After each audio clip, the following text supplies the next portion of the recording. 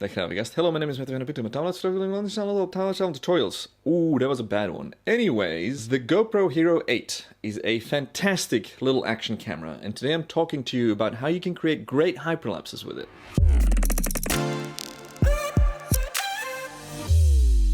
Bit of context first. Traditionally, a hyperlapse is shot as a series of images because this gives us better dynamic range, resolution, battery life, storage, etc, etc. The benefit of that is all these things I just mentioned. The downside is it involves a lot of post-processing. You gotta throw it in Premiere Pro or in After Effects and apply the warp stabilizer and then just wait around and fine-tune it, and it takes a lot of work. I've made about 5 or more hyperlapse tutorials on this channel that you can check out over here. Now, today I want to talk about the simple way of shooting it using the time warp feature on the Hero 8. A few years back, GoPro developed their own video stabilization algorithm called HyperSmooth. This was introduced in the Hero 7 Black and it blew everyone's minds. It adds a digital stabilization to your video as you're filming it. So straight out of the camera you get crazy results without having to apply an extra stabilizer or having to process anything. Since then they've improved that HyperSmooth algorithm and called it HyperSmooth 2.0, which you can find on the Hero 8 Black.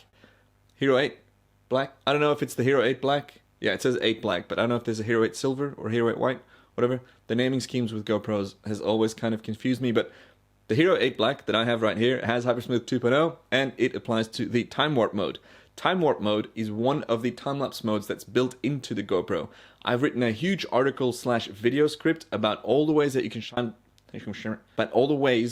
shoot time lapses on a GoPro, so if you would like to see that, let me know. The thing is, it's very dry and long content, so I'm not entirely sure if it's worth me shooting and editing that, and if you guys would even watch it, but let me know in the comments if you'd like to see that video. So, HyperSmooth 2.0 applies to time warp mode on the GoPro Hero 8. Let's talk about how to shoot the best possible hyperlapses on this GoPro. First up, you gotta flick to the time-lapse mode, and then you want to go to the time warp preset mode. Pretty much, instead of shooting photos, you are going to shoot a video. GoPro's going to speed up that video and stabilize it as it goes. I prefer 4K resolution along with the linear lens, because I just prefer the linear look over the fisheye GoPro super wide angle look. And then as for speed settings, it's a bit counterintuitive, because you would think if you shoot 2x or 5x, the camera has more frames to choose from, but it also has to display more frames. So if you go 15 or 30x, the camera has more choice to choose the best possible frames for your shot and make it look as smooth as possible. Here's a comparison with a 2x or a 5x shot and a 15 or 30x shot. You see that the 15 or 30x shot is much more stable